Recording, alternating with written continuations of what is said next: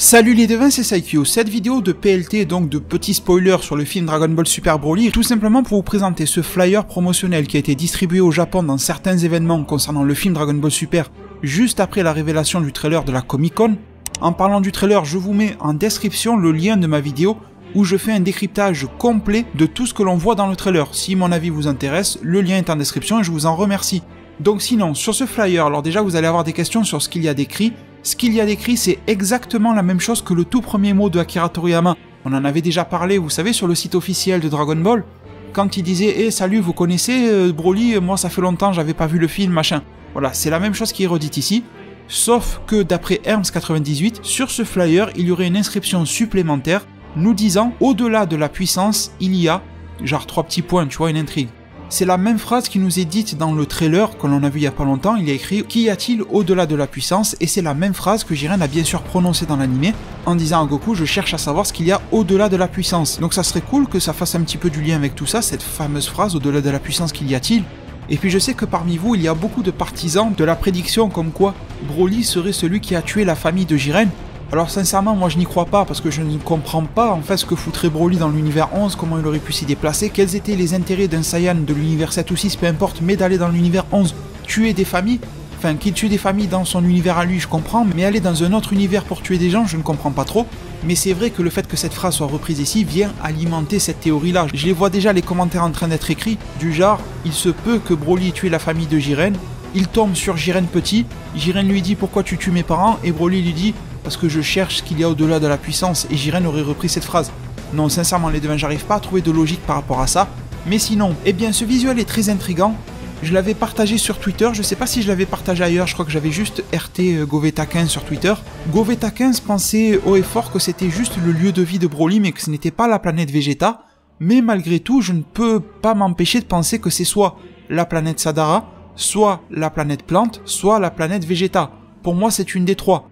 Alors c'est vrai que l'espèce de construction en hauteur, mis à part que l'architecture est très proche de l'architecture Saiyan alimentée de technologie d'armée de Freezer, mais mis à part ça, de voir une structure comme ça ressemble énormément au palais de Paragus et de Broly dans le tout premier film Broly de 1993. Je pense que c'est pour ça que Goveta15 sur Twitter pensait que ça devait être une planète quelconque qui servait de lieu de vie à Broly. Mais malgré tout, les devins, ce que je veux vous dire, c'est que quand on regarde tout, regardez tous les types d'architecture, regardez les constructions un petit peu officielles, j'ai l'impression, un petit peu aisées qu'il y a en hauteur, et comparez-les avec celles qu'il y a tout en bas. C'est vraiment un mode de vie typique des Saiyans en fait. Ces constructions en bas ressemblent à celles que l'on a déjà vues aussi côté Univers 6, quand Kiabe se promenait sur la planète Sadara Univers 6. Je ne dis pas ça pour vous dire qu'on est dans l'Univers 6, mais pour vous dire que voilà, les Saiyans Univers 6, Univers 7 ont des constructions similaires, donc j'ai l'impression qu'on est vraiment sur une architecture Saiyan. Si vous avez lu le manga Dragon Ball Minus, par exemple à la fin du tome de Jaco le Patrouilleur, eh bien l'architecture dans laquelle Bardock vit et tout ça est très similaire à cela. Donc petit sondage en zone commentaire pour vous aussi, est-ce que c'est la planète Sadara, est-ce que c'est la planète Plante, ou est-ce que c'est la planète Vegeta, ou si vous pensez que c'est autre chose, eh bien dites-le moi en zone commentaire. Mais sinon, petit récap, eh bien planète Sadara, eh bien c'était le tout premier lieu de vie des Saiyans dans l'univers 7. Ce lieu de vie, les Saiyans l'ont abandonné pour aller sur la planète Plante. Sur la planète Plante se trouvaient les Tsufoul. Au début, les Saiyans et les Tsufoul vivaient un petit peu en harmonie et se partageaient la planète, jusqu'au jour où les Saiyans ont décidé de faire un coup d'état sur la planète, de tuer les Tsufoul, de conquérir tout et de s'approprier la planète Plante pour eux. Donc oui, les Saiyans ont agi comme des connards, hein. Ils ont été accueillis sur une nouvelle planète, ils ont été intégrés, puis ensuite ils ont voulu dominer le tout et éradiquer les personnes qui ont ouvert leurs portes à cœur ouvert. Tout ça pour au final renommer la planète Plante en planète Vegeta. La planète Plante, à la base, c'est la planète des Tsufoul.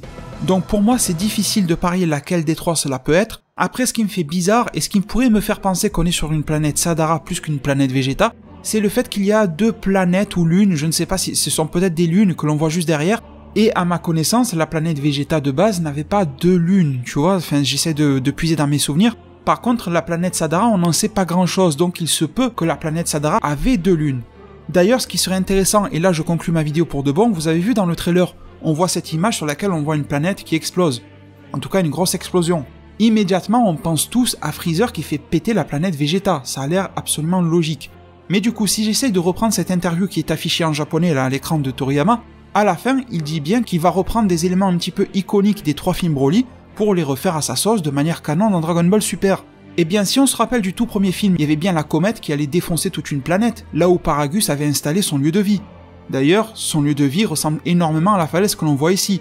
Et si justement les devins, c'est la planète Sadara, et que celle-ci est vouée à se prendre une ou deux comètes, je sais pas, dans la gueule, probablement celle que l'on voit de près ici, et qu'elle est vouée à la destruction. Ce qui expliquerait pourquoi les Saiyans ont cherché à migrer, à partir en masse de la planète Sadara pour aller ailleurs. Du coup, l'explosion que l'on verrait dans le trailer ne serait pas l'explosion de la planète Vegeta, mais serait l'explosion de la planète Sadara. Ça ferait du lien justement avec Akio Yoku qui nous disait que ça serait une histoire multicouche et dans différentes époques du passé. Donc on nous parlerait du présent, de Vegeta, de la planète Vegeta, mais aussi de la planète Sadara. Je pense qu'elle était importante à décrypter et que l'on nous explique pourquoi les Saiyans ont cherché à en partir. Parce qu'en fait, c'est pas juste ils ont voulu conquérir ailleurs, c'est les Saiyans qui ont voulu quitter la planète.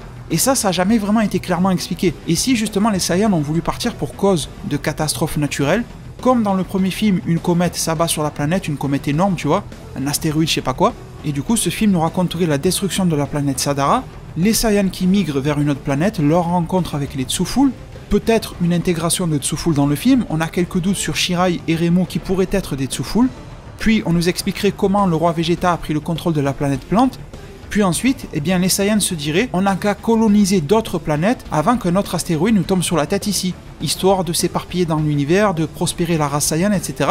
Et puis le plaisir de conquérir, tu vois ce que je veux dire, jusqu'à ce qu'ils fassent affaire avec Freezer et qu'ils se fassent dominer par Freezer. Je pense que ça pourrait être cool vu de ce point de vue-là. J'espère de tout cœur que ce visuel que l'on voit là sur la planète Sadara, si c'est la planète Vegeta, je serais très content, hein, forcément. Mais si c'est la planète Sadara, mon cœur battra encore plus la chamade, donc voilà.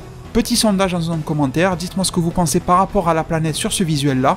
Je vous remercie tous pour votre soutien, c'est super rapide et gratuit à faire. Un pouce bleu et c'est réglé, merci du fond du cœur. Prenez tous super bien soin de votre futur. Et à plus pour de prochains arts divinatoires.